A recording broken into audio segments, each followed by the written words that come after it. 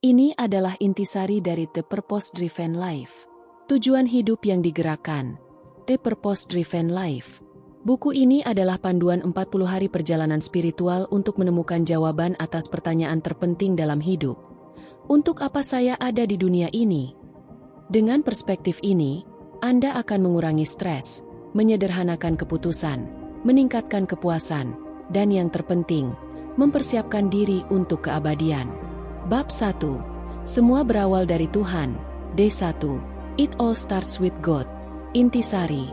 Hidup Anda jauh lebih besar dari sekadar pemenuhan pribadi, ketenangan pikiran, atau bahkan kebahagiaan Anda sendiri. Tujuan hidup kita hanya dapat ditemukan saat kita berawal dari Tuhan, karena kita diciptakan oleh-Nya dan untuk-Nya. Mencari tujuan hidup dari diri sendiri tidak akan berhasil, karena kita tidak menciptakan diri kita sendiri. Sebaliknya, kita harus beralih ke apa yang telah Tuhan wahyukan dalam firman-Nya. Penerapan di dunia nyata. Mengubah fokus dari apa yang saya inginkan dari hidup menjadi apa yang Tuhan inginkan dari saya. Contoh cara melakukan penerapan. Contoh, seorang mahasiswa yang merasa bingung dengan pilihan karirnya. Alih-alih hanya mempertimbangkan minat dan gaji, ia mulai berdoa dan merenungkan bagaimana talentanya dapat digunakan untuk tujuan yang lebih besar, melayani orang lain, atau memuliakan Tuhan dalam pekerjaannya kelak. Cara. Mulailah setiap hari dengan doa atau meditasi singkat, mengakui bahwa hidup ini bukan hanya tentang Anda. Tanyakan pada diri Anda, bagaimana saya bisa memuliakan Tuhan hari ini dalam pekerjaan, hubungan, atau aktivitas saya? Ini membantu menggeser perspektif dari egosentris menjadi teosentris. Kesimpulan bab, hidup kita tidak dimulai dengan diri kita sendiri, melainkan dengan Tuhan. Hanya dalam Tuhan kita menemukan asal, identitas, makna, tujuan, signifikansi, dan takdir kita. Bab 2. Anda bukanlah sebuah kebetulan. D2. You are not an accident. Intisari. Kelahiran Anda bukanlah kesalahan atau kecelakaan. Dan hidup Anda bukanlah kebetulan. Anda ada karena Tuhan ingin menciptakan Anda. Tuhan merencanakan setiap detail tubuh Anda, memilih ras, warna kulit, rambut, dan setiap fitur lainnya. Dia juga menentukan kapan Anda akan lahir dan berapa lama Anda akan hidup. Penerapan di dunia nyata. Menerima diri apa adanya dan mensyukuri setiap aspek keberadaan kita, karena semuanya adalah bagian dari rancangan ilahi. Contoh cara melakukan penerapan. Contoh, seseorang yang selalu tidak puas dengan penampilannya atau merasa tidak cukup baik dalam suatu hal, mulai memahami bahwa setiap aspek dirinya dirancang dengan sengaja oleh Tuhan. Ini membantunya mengembangkan rasa syukur dan penerimaan diri. Cara, buatlah daftar hal-hal tentang diri Anda, baik fisik maupun non-fisik, yang mungkin pernah Anda tidak sukai. Kemudian, di samping setiap item, tuliskan bahwa itu adalah bagian dari ciptaan unik Tuhan dan mengapa Anda bisa bersyukur untuk itu. Ucapkan terima kasih kepada Tuhan untuk setiap bagian dari diri Anda. Kesimpulan bab, Anda bukanlah sebuah kebetulan. Anda diciptakan secara unik oleh Tuhan dengan tujuan spesifik dalam pikirannya. Bab 3. Apa yang mendorong hidup Anda? D3. What drives your life? Intisari. Hidup yang didorong oleh tujuan akan membawa banyak manfaat, seperti memberikan makna pada hidup, menyederhanakan hidup, mengurangi stres, memungkinkan kita fokus pada hal yang penting, dan mempersiapkan kita untuk keabadian. Banyak hal yang dapat mendorong hidup seseorang, seperti rasa bersalah, kemarahan, ketakutan, materialisme, atau kebutuhan akan persetujuan. Namun, hidup yang didorong oleh hal-hal ini akan selalu berujung pada potensi yang tidak terpakai, stres yang tidak perlu, dan hidup yang tidak terpenuhi. Penerapan di dunia nyata. Mengidentifikasi motif-motif pendorong dalam hidup dan mengarahkannya agar sesuai dengan tujuan Tuhan. Contoh cara melakukan penerapan.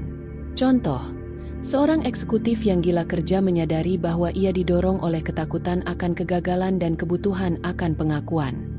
Setelah merenungkan bab ini, ia mulai menetapkan batasan kerja, meluangkan waktu untuk keluarga dan kegiatan spiritual, serta menemukan kepuasan dalam melayani orang lain, bukan hanya dalam pencapaian karir. Cara, Lakukan introspeksi. Tuliskan 3-5 hal yang paling sering mendorong keputusan atau tindakan Anda. Misalnya, takut mengecewakan orang lain, keinginan untuk kaya, ingin diakui. Tanyakan pada diri sendiri, apakah ini selaras dengan tujuan yang Tuhan inginkan untuk hidup saya? Jika tidak, buatlah rencana kecil untuk mengubah salah satu pendorong tersebut menjadi tujuan yang lebih berpusat pada Tuhan. Kesimpulan bab, mengetahui tujuan hidup Anda adalah hal yang paling penting, dan tidak ada yang bisa menggantikan ketidaktahuan akan tujuan tersebut, bukan kesuksesan, kekayaan, ketenaran, atau kesenangan. Bab 4. Diciptakan untuk kekal.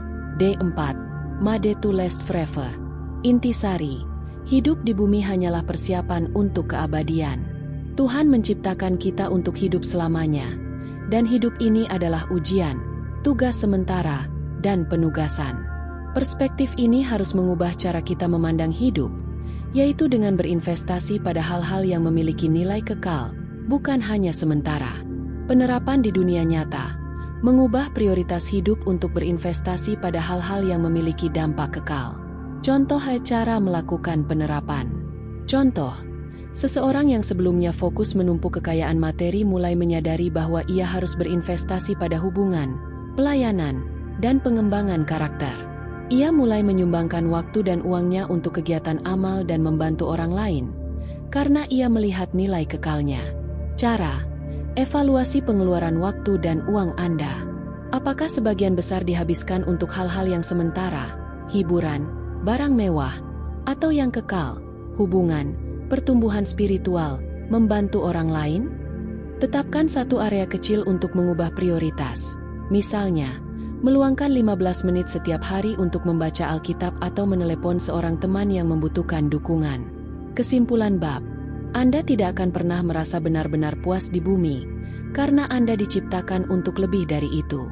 Bab 5. Melihat hidup dari sudut pandang Tuhan. D5. Seeing life from God's view. Intisari, untuk memahami hidup, kita harus melihatnya dari sudut pandang Tuhan. Hidup ini adalah ujian kesetiaan, tugas sementara, dan penugasan. Tuhan menggunakan ujian untuk menguji iman kita dan tugas sementara untuk membentuk karakter kita.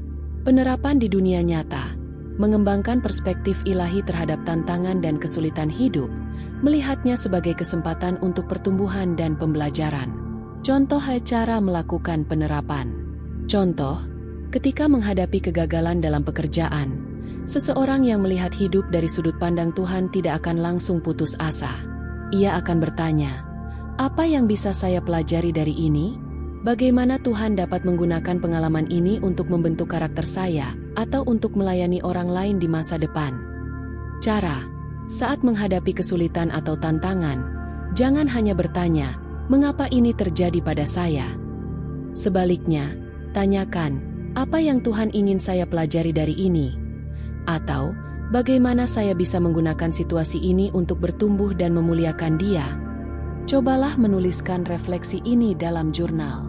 Kesimpulan bab, hidup di bumi adalah ujian dan tugas sementara. Anda sedang dipersiapkan untuk sesuatu yang lebih besar, keabadian. Bab 6, hidup adalah penugasan sementara. D6, life is a temporary assignment. Intisari, kita hanyalah tamu di bumi ini. Rumah sejati kita adalah surga. Realisasi ini akan mengubah nilai-nilai kita dari yang bersifat sementara menjadi yang kekal. Kita tidak bisa terlalu terikat dengan bumi. Penerapan di dunia nyata, melepaskan keterikatan pada hal-hal duniawi dan berinvestasi lebih banyak pada warisan spiritual. Contoh cara melakukan penerapan.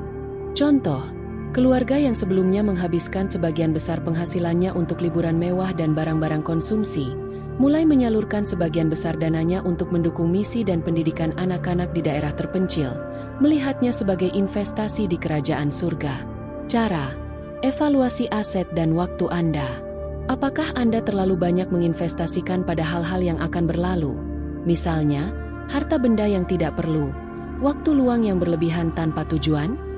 Tetapkan tujuan untuk mengurangi ketergantungan pada hal-hal materi dan mulai berinvestasi pada harta di surga, melalui pelayanan, berbagi, atau pertumbuhan spiritual.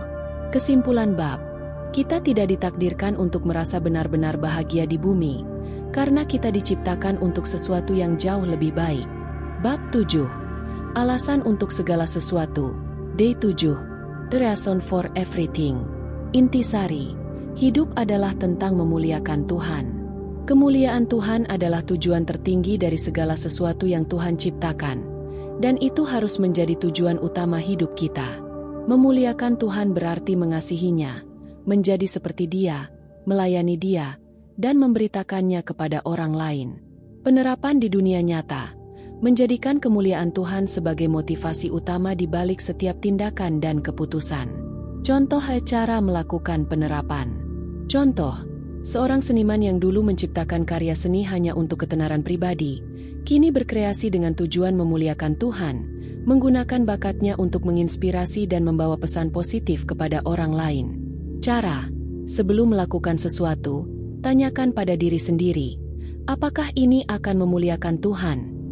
Ini bisa diterapkan dalam pekerjaan, hobi, hubungan, atau bahkan saat memilih hiburan. Pilihlah tindakan yang mencerminkan karakter Tuhan dan membawa kebaikan bagi orang lain. Kesimpulan bab, Tuhan menginginkan kita untuk menjadi seperti Kristus sebelum Dia membawa kita ke surga. Ini adalah hak istimewa terbesar kita, tanggung jawab langsung kita, dan takdir utama kita. Bab 8. Diciptakan untuk kesenangan Tuhan. Day 8. Planet for God's pleasure. Intisari. Tujuan pertama hidup kita adalah membawa kesenangan bagi Tuhan melalui penyembahan. Penyembahan bukanlah hanya musik atau ritual, tetapi gaya hidup yang menyenangkan hati Tuhan dalam segala aspek. Tuhan ingin menikmati hubungan dengan kita. Penerapan di dunia nyata menemukan sukacita dalam hubungan pribadi dengan Tuhan dan mengekspresikannya melalui tindakan sehari-hari. Contoh cara melakukan penerapan. Contoh, seorang ibu rumah tangga, di tengah kesibukan hariannya, melihat pekerjaannya merawat keluarga dan rumah sebagai tindakan penyembahan kepada Tuhan. Ia melakukan tugas-tugasnya dengan sukacita dan rasa syukur, menyadari bahwa ia sedang melayani Tuhan. Cara, alih-alih hanya beribadah pada waktu tertentu, cobalah melihat setiap aktivitas sebagai kesempatan untuk menyenangkan Tuhan. Misalnya, saat Anda bekerja, berikan yang terbaik seolah-olah Anda bekerja untuk Tuhan. Saat Anda berinteraksi dengan orang lain, perlakukan mereka dengan kasih dan hormat, seperti yang Tuhan ingin Anda lakukan. Kesimpulan bab, kita direncanakan untuk kesenangan Tuhan, jadi tujuan kita adalah mengasihi Tuhan melalui penyembahan. Bab 9. Apa yang membuat Tuhan tersenyum? Day 9. What makes God smile? Intisari, Tuhan tersenyum ketika kita mengasihinya sepenuhnya, mempercayainya sepenuhnya, menaatinya sepenuh hati, memujinya terus-menerus, dan menggunakan talenta kita untuk Dia. Penyembahan yang sejati berasal dari hati yang tulus dan mengasihi Tuhan lebih dari segalanya. Penerapan di dunia nyata menemukan cara-cara kreatif untuk mengekspresikan kasih, kepercayaan, dan ketaatan kepada Tuhan dalam kehidupan sehari-hari. Contoh cara melakukan penerapan. Contoh, seorang musisi yang biasanya tampil untuk hiburan, mulai mendedikasikan sebagian waktunya untuk memimpin pujian di gereja atau bermain musik di panti jompo, menggunakan bakatnya untuk memuliakan Tuhan dan membawa sukacita bagi orang lain.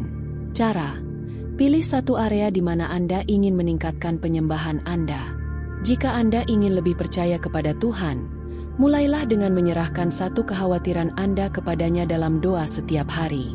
Jika Anda ingin memujinya, mulailah dengan mengucapkan terima kasih kepadanya untuk 3 hal setiap pagi. Kesimpulan bab, Tuhan tersenyum ketika kita mengasihi dan mempercayainya, melakukan apa yang benar, dan hidup dengan rasa syukur. Bab 10. Hati penyembahan. Day 10. The Heart of Worship. Intisari, penyembahan adalah tentang penyerahan diri total kepada Tuhan. Ini adalah tindakan di mana kita menyatakan kasih dan komitmen kita kepada Tuhan dengan menyerahkan diri kita sepenuhnya kepadanya. Penyembahan sejati tidak hanya melibatkan emosi, tetapi juga kehendak dan pikiran. Penerapan di dunia nyata mengembangkan gaya hidup penyerahan diri dan ketaatan kepada Tuhan, bahkan dalam hal-hal kecil. Contoh cara melakukan penerapan. Contoh, Seorang siswa yang tergoda untuk menyontek dalam ujian, memutuskan untuk belajar dengan jujur dan mengandalkan Tuhan sebagai tindakan penyerahan dan ketaatan. Ia memahami bahwa kesetiaan dalam hal kecil juga merupakan bentuk penyembahan. Cara: identifikasi satu area di mana Anda kesulitan menyerahkan kendali kepada Tuhan. Ini bisa berupa kekhawatiran finansial, masalah hubungan, atau tujuan pribadi. Berdoalah secara spesifik untuk menyerahkan area itu kepada Tuhan, dan percayalah bahwa Dia akan bertindak. Ambil langkah kecil yang mencerminkan penyerahan ini, misalnya dengan meminta nasihat dari seorang pemimpin spiritual atau dengan menahan diri dari tindakan yang impulsif. Kesimpulan bab: penyembahan sejati adalah menyerahkan seluruh hidup Anda kepada Tuhan, bukan hanya bagian darinya. Sebagai seseorang yang suka membaca, saya akan dengan senang hati melanjutkan pemahaman mendalam tentang buku The Purpose Driven Life oleh Rick Warren. Kini merangkum bab 11 hingga 20, lengkap dengan intisari, penerapan di dunia nyata, contoh, dan kesimpulan untuk setiap babnya. Berikut adalah ringkasan bab 11 sampai bab 20 dari buku The Purpose Driven Life. Tujuan hidup yang digerakkan, The Purpose Driven Life, lanjutan. Bab 11. Menjadi sahabat terbaik Tuhan, Day 11. Becoming best friends with God. Intisari. Tuhan ingin memiliki hubungan yang akrab dan pribadi dengan kita. Dia menginginkan kita sebagai sahabatnya. Persahabatan dengan Tuhan membutuhkan waktu, perhatian, percakapan terbuka, dan kesediaan untuk berbagi segalanya dengannya. Ini berarti memberi Tuhan tempat utama dalam hidup kita. Penerapan di dunia nyata. Mengembangkan hubungan pribadi yang lebih dalam dengan Tuhan, melihatnya sebagai sahabat terdekat. Contoh cara melakukan penerapan. Contoh, seorang mahasiswa yang merasa kesepian di kota baru mulai menyadari bahwa ia bisa berbicara dengan Tuhan tentang segala hal, dari kekhawatiran akademis hingga kerinduan akan teman. Ia mulai menulis jurnal doa dan merasakan kehadiran Tuhan yang menenangkan. Cara: sisihkan waktu setiap hari untuk berbicara dengan Tuhan secara pribadi, seperti Anda berbicara dengan sahabat. Ceritakan kekhawatiran, sukacita, dan impian Anda. Dengarkan melalui pembacaan firman atau perenungan. Praktikan kehadiran Tuhan sepanjang hari. Ajak Dia dalam pikiran Anda. Kesimpulan bab: persahabatan dengan Tuhan adalah inti dari penyembahan, dan itu dibangun melalui percakapan terbuka, ketaatan yang tulus, dan penyerahan yang total. Bab 12. Mengembangkan persahabatan Anda dengan Tuhan, Day 12. Developing your friendship with God. Intisari. Persahabatan dengan Tuhan membutuhkan pengembangan kebiasaan tertentu, berkomunikasi secara konstan melalui doa dan membaca firman, menaatinya, menghargai apa yang dihargainya, dan menginginkan apa yang Dia inginkan. Ini adalah proses seumur hidup. Penerapan di dunia nyata. Mengintegrasikan praktik spiritual ke dalam rutinitas harian untuk mempererat hubungan dengan Tuhan. Contoh cara melakukan penerapan. Contoh, seorang karyawan yang sibuk memutuskan untuk memulai harinya dengan membaca satu pasal Alkitab dan doa singkat, serta menggunakan waktu istirahat makan siang untuk merenungkan ayat yang dibacanya. Ia menyadari hal ini memberinya kedamaian dan perspektif. Cara: buat jadwal sederhana untuk waktu hening harian Anda. Misalnya, Oktober 15 menit. Gunakan waktu itu untuk membaca firman Tuhan, berdoa, dan merenungkan. Anda juga bisa mencoba doa napas. Menarik napas sambil memikirkan Tuhan dan menghembuskan napas sambil memikirkan kekhawatiran Anda. Kesimpulan bab: kita bertumbuh dalam persahabatan dengan Tuhan melalui komunikasi dua arah, doa dan firman, ketaatan, dan menghargai apa yang Dia hargai. Bab 13. Penyembahan yang menyenangkan Tuhan, Day 13. Worship that pleases God. Intisari. Penyembahan yang menyenangkan Tuhan tidak hanya tentang apa yang kita lakukan, tetapi juga tentang sikap hati kita. Tuhan menghargai penyembahan yang tulus, otentik, penuh semangat, dan praktis, diwujudkan dalam tindakan. Ini harus menjadi bagian dari seluruh hidup kita, bukan hanya ritual. Penerapan di dunia nyata. Mengekspresikan penyembahan dalam setiap aspek kehidupan, bukan hanya dalam konteks keagamaan formal. Contoh cara melakukan penerapan. Contoh. Seorang guru melihat kelasnya sebagai ruang di mana ia bisa memuliakan Tuhan dengan mengajar dengan sabar, mengasihi murid-muridnya, dan menunjukkan integritas. Ia menemukan sukacita dalam melihat pekerjaannya sebagai persembahan kepada Tuhan. Cara. Sebelum memulai aktivitas apapun, bekerja, belajar, berolahraga, berinteraksi, ambil jeda sejenak dan tanyakan pada diri sendiri, bagaimana saya bisa melakukan ini dengan cara yang menyenangkan Tuhan? Lalu, berikan yang terbaik dengan motivasi untuk memuliakannya. Ini mengubah tugas sehari-hari menjadi tindakan penyembahan. Kesimpulan bab. Penyembahan yang menyenangkan Tuhan adalah penyembahan yang dilakukan dengan sepenuh hati, dengan pikiran yang tertuju padanya, dan yang diwujudkan dalam ketaatan kita. Bab 14. Diciptakan untuk keluarga Tuhan. D14. Designate for God's Family. Intisari. Tujuan kedua hidup Anda adalah termasuk dalam keluarga Tuhan. Tuhan ingin Anda menjadi bagian dari gerejanya, yang adalah keluarga spiritual. Kita tidak bisa memenuhi tujuan Tuhan sendiri. Kita membutuhkan orang lain. Penerapan di dunia nyata. Aktif terlibat dalam komunitas gereja atau kelompok sel, komunitas kecil, dan merasakan dukungan serta pertumbuhan di dalamnya. Contoh cara melakukan penerapan. Contoh. Seorang individu yang cenderung soliter dan tidak suka keramaian gereja, mulai bergabung dengan kelompok kecil di gerejanya. Melalui kebersamaan, ia menemukan dukungan, persahabatan, dan tempat untuk bertumbuh yang tidak pernah ia duga. Cara. Jika Anda belum menjadi bagian dari komunitas gereja atau kelompok kecil, carilah satu yang sesuai dengan Anda. Hadiri pertemuan secara teratur, berpartisipasi aktif, dan tawarkan bantuan. Jika Anda sudah terlibat, cari cara untuk memperdalam hubungan Anda, misalnya, dengan mengajak anggota lain makan siang atau menawarkan diri untuk melayani dalam suatu kegiatan. Kesimpulan bab. Kita diciptakan untuk menjadi bagian dari keluarga Tuhan, dan tidak ada yang bisa menggantikan peran gereja dalam pertumbuhan spiritual kita. Bab 15. Hidup oleh Roh. D15. Living by the Spirit. Intisari. Roh Kudus tinggal di dalam setiap orang percaya dan memberikan kuasa untuk hidup sesuai kehendak Tuhan. Hidup yang digerakkan oleh tujuan berarti menyerahkan kendali kepada Roh Kudus, membiarkan Dia memimpin dan menguatkan kita untuk melakukan kebaikan. Penerapan di dunia nyata. Mengandalkan kuasa Roh Kudus untuk mengatasi dosa, mengembangkan karakter Kristen, dan menjalankan tujuan Tuhan. Contoh cara melakukan penerapan. Contoh. Seseorang yang berjuang dengan kebiasaan marah, mulai berdoa setiap kali ia merasakan kemarahan datang, meminta Roh Kudus untuk memberinya kesabaran dan kendali diri. Secara bertahap, ia melihat perubahan dalam dirinya. Cara. Setiap kali Anda menghadapi godaan, tantangan, atau keputusan, berdoalah singkat. Roh Kudus, pimpin saya sekarang. Beri saya kekuatan untuk melakukan apa yang benar. Biasakan untuk berkonsultasi dengan Roh Kudus sebelum bertindak, bukan setelahnya. Kesimpulan bab.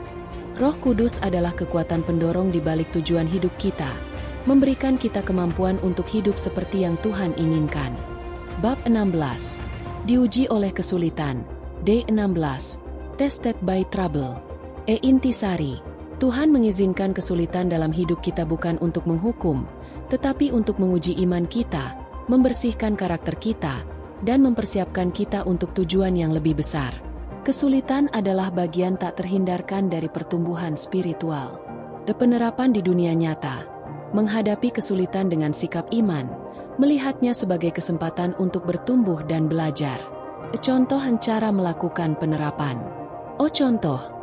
Ketika seorang pengusaha mengalami kemunduran finansial besar, ia tidak hanya fokus pada kerugian, tetapi juga bertanya, apa yang Tuhan coba ajarkan padaku melalui ini?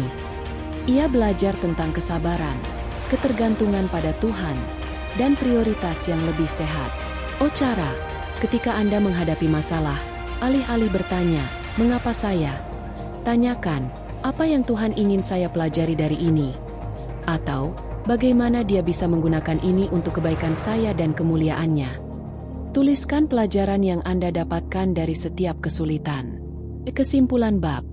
Kesulitan adalah bagian dari rencana Tuhan untuk membentuk karakter kita dan mempersiapkan kita untuk tujuannya. Bab 17. Mengungkap tujuan hidup Anda. Day 17. Unveiling your life as purpose. Intisari. Tuhan telah memberikan Anda bakat, kemampuan, minat, kepribadian, dan pengalaman unik, disebut akronim SHAPE oleh Warren. Spiritual gifts, heart, abilities, personality, experiences. Kombinasi unik ini adalah kunci untuk memahami tujuan Anda dalam melayani orang lain dan Tuhan. Penerapan di dunia nyata. Mengidentifikasi dan menggunakan kombinasi unik bakat, minat, kepribadian, dan pengalaman pribadi untuk melayani Tuhan dan orang lain. Contoh cara melakukan penerapan. Contoh, seorang pensiunan guru yang selalu suka bercerita, menyadari bahwa ia bisa menggunakan kemampuan ini untuk membacakan buku cerita di panti asuhan atau gereja, membagikan nilai-nilai moral dan spiritual. Cara. Buat daftar, SHAPE, Anda. Spiritual gifts. Apa karunia spiritual yang Anda miliki? Misalnya, mengajar, belas kasihan, melayani. Heart. Apa yang benar-benar membebani hati Anda, membuat Anda bersemangat atau sedih? Misalnya, kemiskinan, ketidakadilan, pendidikan. Abilities. Apa kemampuan atau keterampilan alami Anda? Misalnya, mengorganisir, berkomunikasi, memasak, membuat karya seni. Personality. Bagaimana kepribadian Anda memengaruhi cara Anda bekerja dan berinteraksi? Introvert, extrovert, terencana, spontan. Experiences. Pengalaman hidup apa yang telah membentuk Anda, baik positif maupun negatif? Setelah itu, pikirkan bagaimana kombinasi unik ini dapat digunakan untuk melayani orang lain atau memuliakan Tuhan. Kesimpulan bab. Tuhan telah mempersenjatai Anda dengan kombinasi unik dari karunia, hasrat, kemampuan, kepribadian, dan pengalaman untuk mencapai tujuan hidup Anda. Bab 18. Memahami karunia rohani Anda. Day 18. Understanding your spiritual gifts. Intisari. Setiap orang percaya menerima karunia rohani dari Roh Kudus. Karunia ini adalah kemampuan khusus yang diberikan oleh Tuhan untuk tujuan pelayanan dalam tubuh Kristus, gereja. Mengenali dan menggunakan karunia ini sangat penting untuk memenuhi tujuan Anda. Penerapan di dunia nyata. Mengidentifikasi karunia rohani pribadi dan secara aktif menggunakannya untuk membangun gereja dan melayani masyarakat. Contoh cara melakukan penerapan.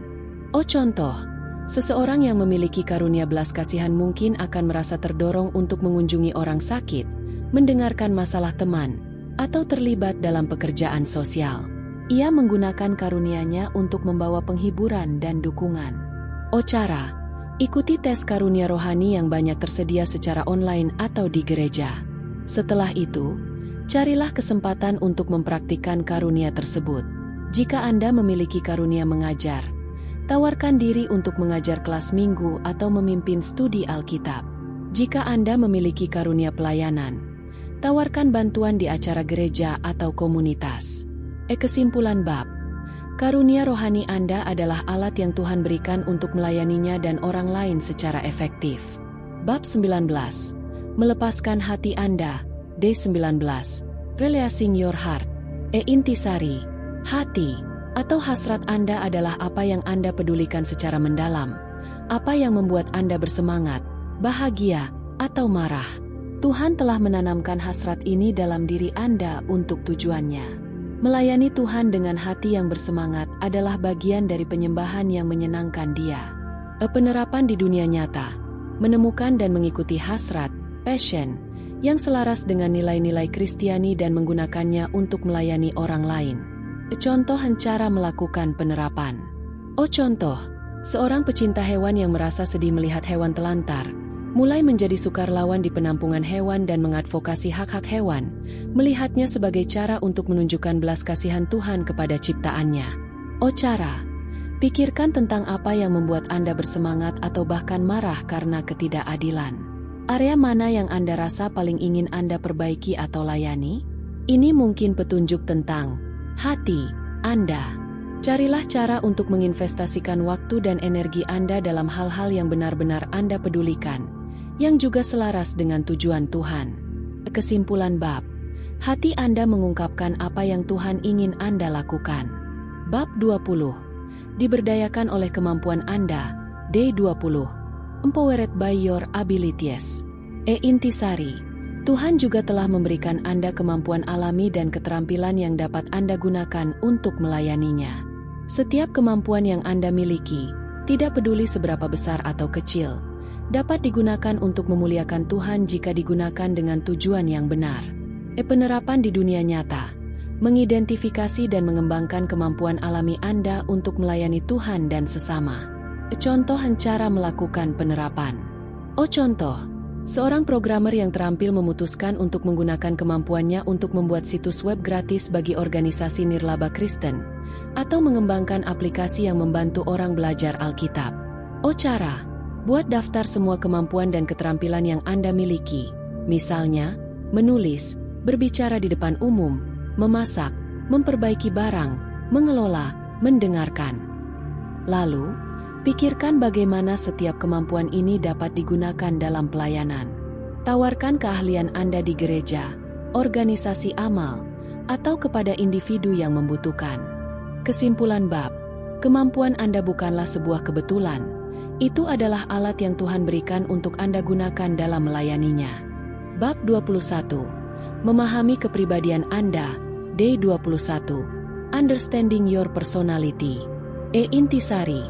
Tuhan menciptakan setiap individu dengan kepribadian yang unik, introvert, ekstrovert, pemikir, perasa, DSB. Kepribadian Anda bukanlah kebetulan. Itu adalah bagian dari rancangan Tuhan untuk melayaninya dengan cara yang paling efektif.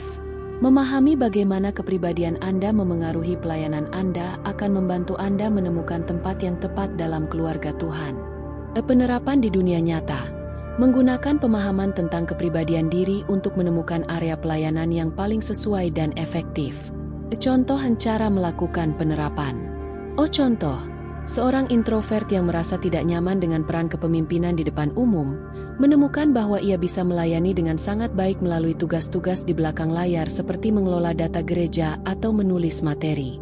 Ia menyadari bahwa Tuhan juga memakai orang-orang dengan kepribadian yang lebih tenang. Cara. Lakukan tes kepribadian, misalnya, Myers-Briggs atau DISC jika Anda familiar, untuk memahami kecenderungan alami Anda. Renungkan bagaimana sifat-sifat ini, apakah Anda seorang perencana atau spontan, pemikir atau perasa, mempengaruhi cara Anda berinteraksi dengan orang lain dan preferensi pelayanan Anda. Cari peran pelayanan yang selaras dengan kepribadian Anda. Kesimpulan bab.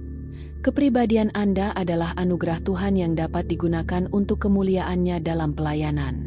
Bab 22. Menggunakan pengalaman Anda. Day 22. Using your experiences. Intisari.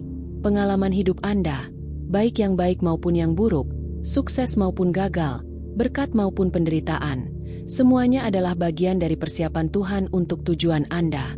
Tuhan dapat menggunakan rasa sakit Anda untuk pelayanan. Dan pengalaman-pengalaman itu membentuk Anda menjadi pribadi yang unik yang dapat berempati dan membantu orang lain. Penerapan di dunia nyata.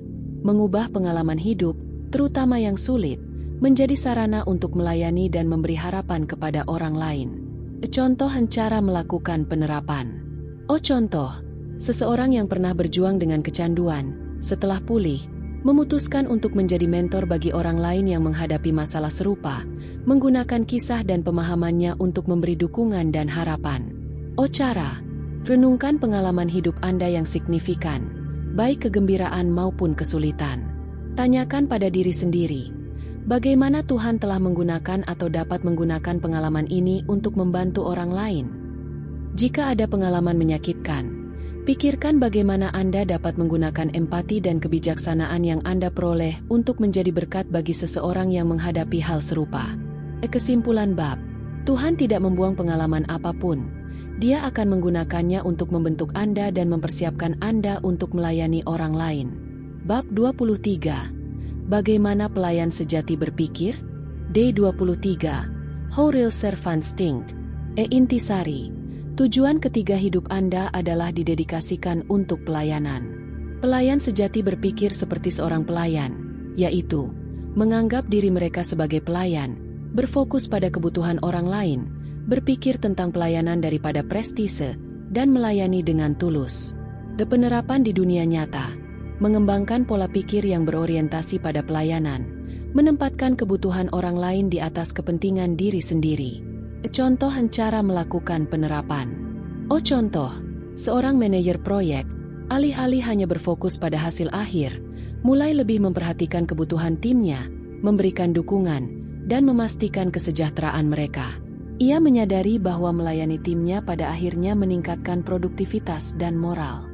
Cara, dalam setiap interaksi, cobalah bertanya pada diri sendiri, bagaimana saya bisa membantu orang ini? Atau, apa yang mereka butuhkan dari saya? Tawarkan bantuan tanpa diminta, dengarkan dengan penuh perhatian, dan bersedia mengorbankan waktu atau kenyamanan Anda untuk orang lain. Kesimpulan bab, pelayanan adalah inti dari kehidupan yang digerakkan oleh tujuan, dan itu dimulai dengan pola pikir yang rendah hati. Bab 24, bentuk pelayan sejati, Day 24, The Shape of a Real Servant. Intisari, pelayan sejati bersedia melayani dalam peran apapun, bahkan yang paling rendah atau tidak dihargai. Mereka tidak mencari pujian atau pengakuan, tetapi mencari kesempatan untuk melayani. Karakter seorang pelayan sejati adalah tersedia, setia, dan melayani dengan segenap hati. Penerapan di dunia nyata, bersedia melayani dimanapun ada kebutuhan, bahkan jika peran tersebut tidak glamor atau diakui. Contoh cara melakukan penerapan. Contoh, seorang anggota gereja dengan pendidikan tinggi dan karir sukses, dengan rendah hati menawarkan diri untuk membersihkan toilet gereja atau membantu menyiapkan kursi untuk acara, melihatnya sebagai bentuk pelayanan yang sama pentingnya dengan mengajar di mimbar. Cara, carilah satu area di mana Anda dapat melayani yang mungkin tidak disukai orang lain atau yang dianggap rendah. Ini bisa di rumah, di tempat kerja, atau di komunitas.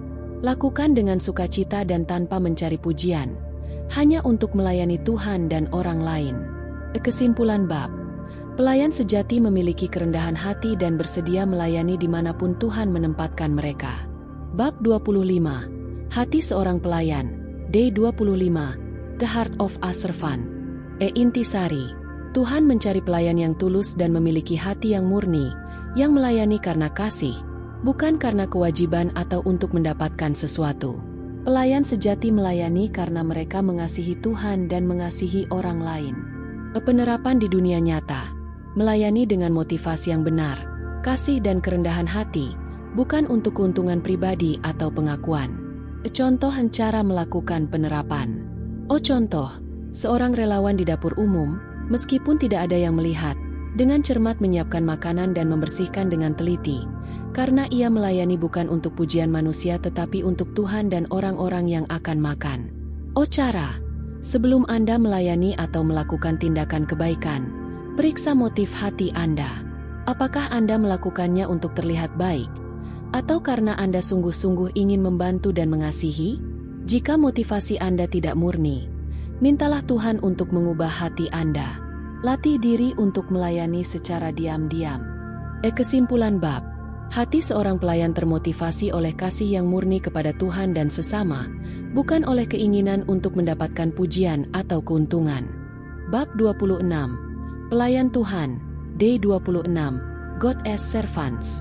Intisari, menjadi pelayan Tuhan berarti bersedia melayani dengan kesabaran, bahkan saat menghadapi kesulitan, dan bersedia untuk mengabaikan kritikan atau kesalahpahaman. Kesabaran adalah kunci untuk pelayanan yang efektif dan bertahan lama. Penerapan di dunia nyata, bersabar dan gigih dalam pelayanan, bahkan ketika hasilnya tidak langsung terlihat atau ketika menghadapi oposisi. Contoh cara melakukan penerapan. Contoh, seorang pekerja sosial yang menghadapi birokrasi yang lambat dan kadang-kadang kurangnya apresiasi, tetap melanjutkan pekerjaannya dengan tekun, karena ia memahami bahwa ia melayani Tuhan dan dampak jangka panjang lebih penting daripada pengakuan instan. Cara, pilih satu area pelayanan atau tugas di mana Anda merasa tidak sabar atau mudah menyerah. Latih diri Anda untuk bertahan di dalamnya, bahkan ketika sulit. Ingatlah bahwa Tuhan melihat kesetiaan Anda, bukan hanya hasil yang langsung terlihat. Kesimpulan bab, Tuhan tidak mencari pelayan yang sempurna, tetapi pelayan yang setia dan sabar. Bab 27, menguatkan yang lemah. D27, Ministering to the Weak. Intisari, Tuhan memerintahkan kita untuk mengasihi dan melayani orang-orang yang lemah, yang miskin, yang terpinggirkan, dan yang membutuhkan. Inilah cara kita menunjukkan kasih Tuhan kepada dunia. Melayani yang lemah adalah melayani Tuhan sendiri. Penerapan di dunia nyata, secara aktif mencari dan melayani mereka yang kurang beruntung, membutuhkan bantuan, atau tidak memiliki suara. Contoh cara melakukan penerapan. Contoh, sekelompok teman memutuskan untuk meluangkan waktu seminggu sekali untuk mengunjungi panti asuhan, membantu anak-anak dengan pekerjaan rumah, atau hanya bermain bersama mereka, memberikan perhatian yang seringkali kurang mereka dapatkan. Cara, identifikasi kelompok orang yang sering terabaikan di komunitas Anda, misalnya, lansia, tunawisma, anak-anak yatim piatu. Cari organisasi yang melayani mereka dan tawarkan waktu, sumber daya, atau keahlian Anda. Mulailah dengan tindakan kecil, seperti menyumbangkan makanan atau pakaian, atau meluangkan waktu untuk mendengarkan. Kesimpulan bab, melayani yang lemah adalah kesempatan untuk meniru kasih dan belas kasihan Tuhan kepada dunia. Bab 28, menghadapi pikiran kegelapan. D28, Confronting the Darkness. Intisari, kita hidup di tengah-tengah perang spiritual. Kita perlu sadar akan realitas ini dan berjuang melawan kegelapan spiritual dengan doa, firman Tuhan, dan hidup yang kudus. Ini bukan hanya tentang melawan setan, tetapi juga melawan kejahatan, ketidakadilan, dan hal-hal yang bertentangan dengan kehendak Tuhan. Penerapan di dunia nyata, mengambil sikap proaktif dalam melawan ketidakadilan, korupsi, atau pengaruh negatif di masyarakat melalui doa dan tindakan yang bermoral. Contoh cara melakukan penerapan. Contoh, seorang aktivis lingkungan, yang juga seorang Kristen, melihat pekerjaannya sebagai bagian dari perang spiritual untuk melindungi ciptaan Tuhan dari keserakahan dan kerusakan. Ia berjuang untuk kebijakan yang lebih baik dengan doa dan advokasi. Cara, kenali kegelapan yang ada di sekitar Anda, bisa berupa korupsi di tempat kerja, ketidakadilan sosial, atau sikap apatis terhadap orang lain. Berdoalah secara spesifik untuk area-area ini. Selain doa, pikirkan tindakan apa yang dapat Anda ambil, misalnya, berbicara menentang ketidakadilan, mendukung inisiatif yang baik, menjadi contoh integritas. Kesimpulan bab, kita adalah prajurit dalam perang spiritual, dan kita harus berjuang melawan kegelapan dengan kekuatan Tuhan. Bab 29, menceritakan kisah hidup Anda. D29, telling your life story. Intisari, tujuan keempat hidup Anda adalah menceritakan kisah Tuhan kepada orang lain. Evangelisasi. Tuhan telah bekerja dalam hidup Anda, dan kisah itu adalah kesaksian yang kuat. Berbagi bagaimana Tuhan mengubah hidup Anda adalah cara alami untuk memberitakan Injil. Penerapan di dunia nyata, membagikan kisah pribadi tentang bagaimana iman telah memengaruhi dan mengubah hidup Anda secara alami dan otentik. Contoh cara melakukan penerapan. Contoh, seseorang yang dulunya sangat pemalu, setelah mengalami perubahan hidup melalui iman, mulai berani membagikan kisah perjalanannya kepada teman-teman dan rekan kerja, tidak dengan khotbah, tetapi dengan berbagi pengalaman pribadinya tentang pengharapan. Cara, latih diri Anda untuk menceritakan kesaksian singkat tentang bagaimana Tuhan telah mengubah atau bekerja dalam hidup Anda. Fokus pada bagaimana hidup Anda sebelum mengenal Tuhan, bagaimana Anda mengenalnya, dan bagaimana hidup Anda sekarang. Jangan merasa harus berkhotbah. Cukup bagikan kisah pribadi Anda ketika ada kesempatan. Kesimpulan bab, salah satu cara paling efektif untuk memberitakan Injil adalah dengan menceritakan kisah Anda sendiri tentang bagaimana Tuhan telah bekerja dalam hidup Anda. Bab 30, menjadi pembawa berita baik. D30, becoming a messenger of the good news. Intisari, setiap orang Kristen memiliki tanggung jawab untuk membagikan kabar baik, Injil, kepada orang lain. Ini adalah hak istimewa dan tugas kita untuk membantu orang lain menemukan tujuan mereka dalam Tuhan. Tuhan menggunakan kita sebagai dutanya. Penerapan di dunia nyata. Secara aktif terlibat dalam menyebarkan pesan Injil, baik melalui percakapan pribadi, dukungan misi, atau kehidupan yang menjadi teladan. Contoh cara melakukan penerapan. Contoh, seorang pengusaha menggunakan jaringannya untuk mendukung misi di luar negeri, sementara di waktu luangnya, ia mengundang rekan-rekan bisnis untuk berdiskusi tentang nilai-nilai dan keyakinan spiritualnya dalam konteks yang non-intrusif. Cara, identifikasi 3-5 orang dalam hidup Anda yang belum mengenal Tuhan secara pribadi. Berdoalah secara spesifik untuk mereka setiap hari. Carilah kesempatan untuk membangun hubungan yang tulus dengan mereka dan bagikan pesan Injil secara alami ketika ada kesempatan. Anda juga bisa mendukung pelayanan misi melalui doa dan keuangan. Kesimpulan bab, Anda adalah duta Tuhan di bumi, dan tugas Anda adalah membagikan kabar baik kepada orang lain sehingga mereka juga dapat menemukan tujuan mereka dalam Kristus. Bab 31. Melayani tujuan Anda. Day 31. Ministering to your purpose. Intisari.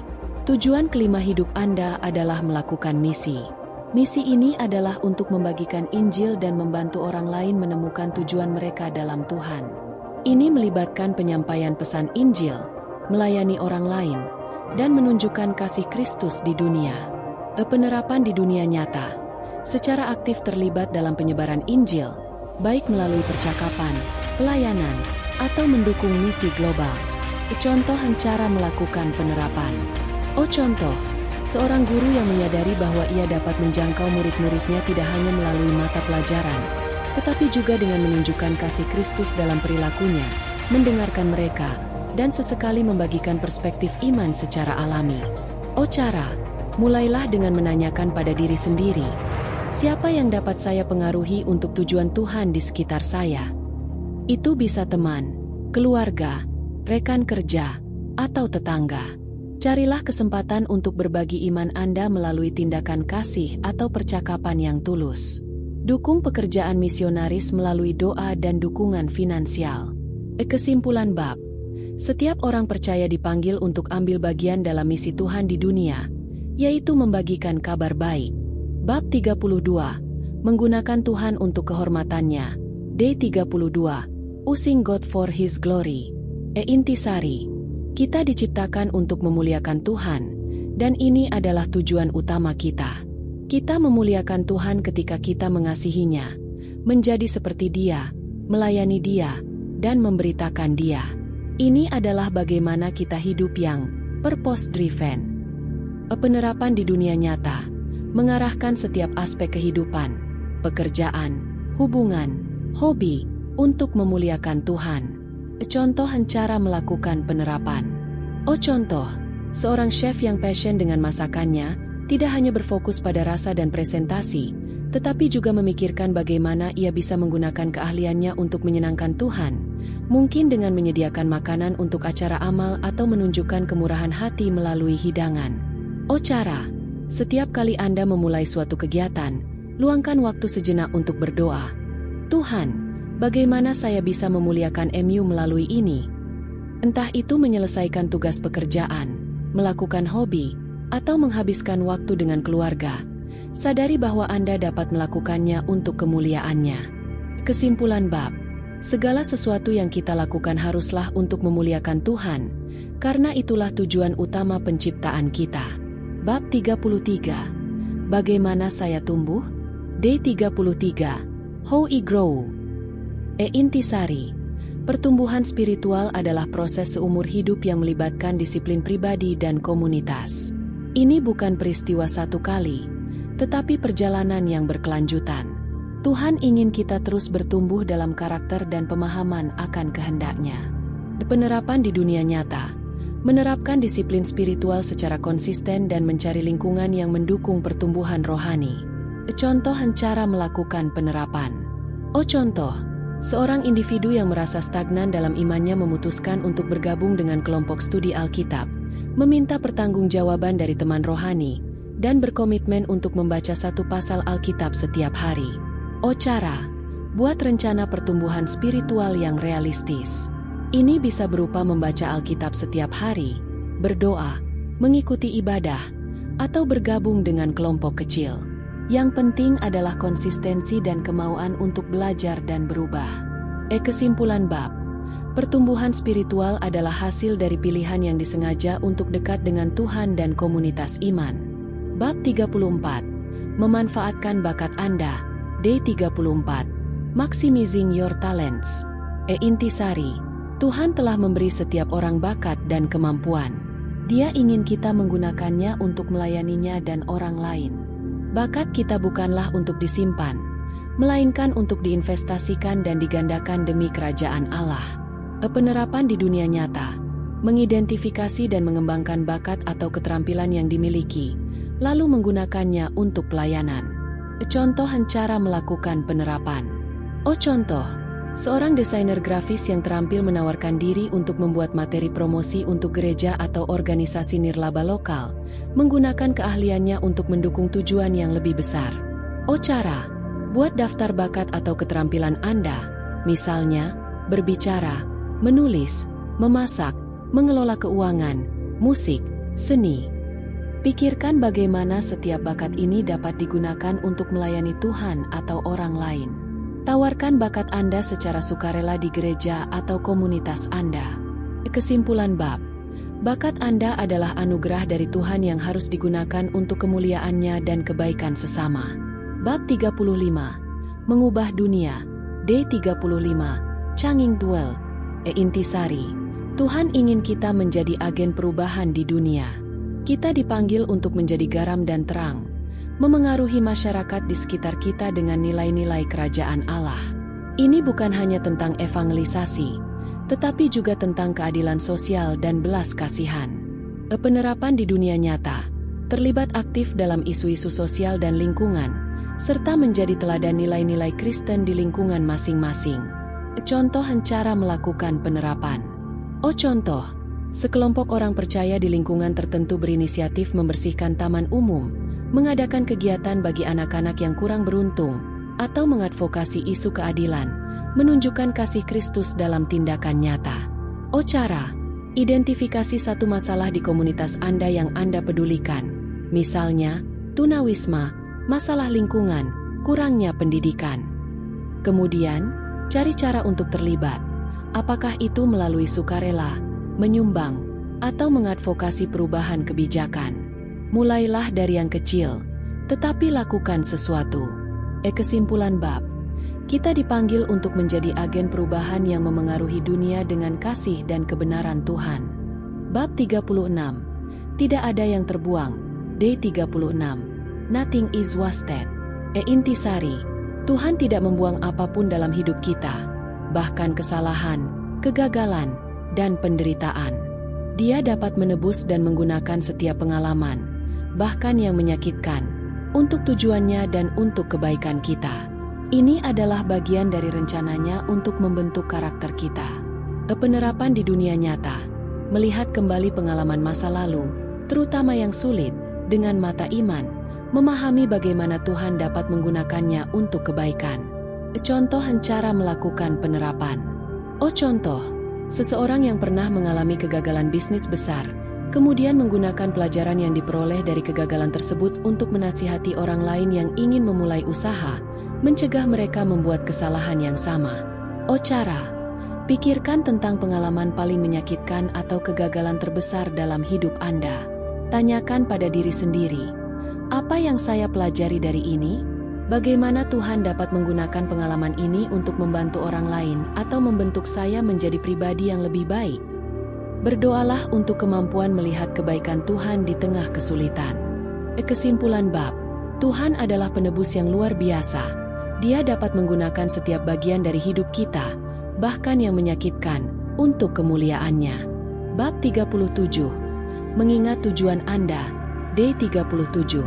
Remembering your purpose. Intisari.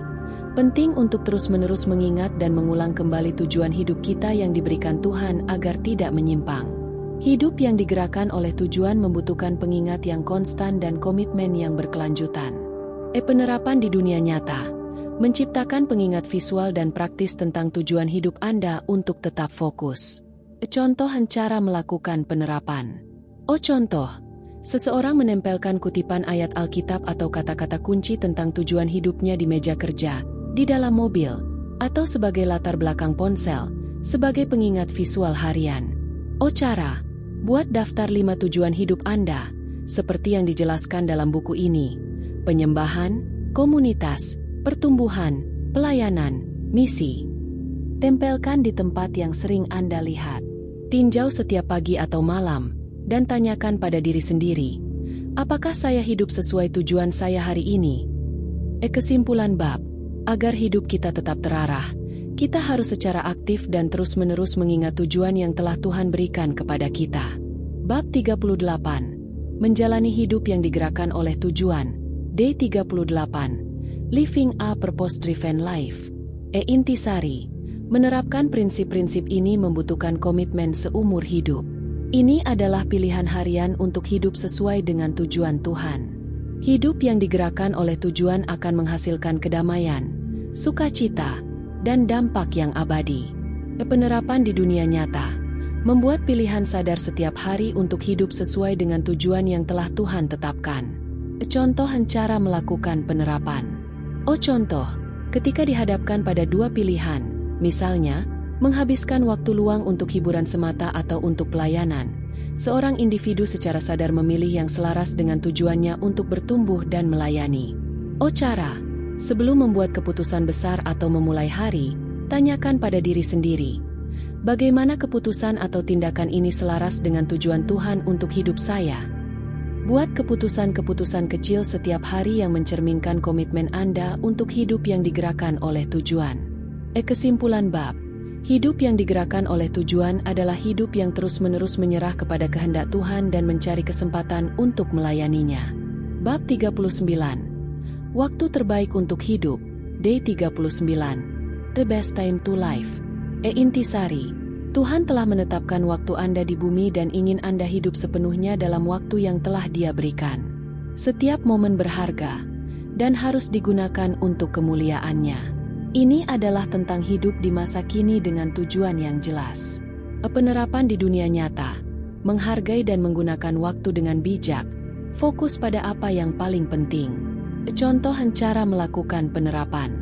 Contoh, seorang pensiunan yang tadinya merasa tidak berguna, menyadari bahwa ia memiliki waktu terbaik untuk melayani Tuhan dengan menjadi mentor bagi kaum muda atau menjadi relawan di komunitas.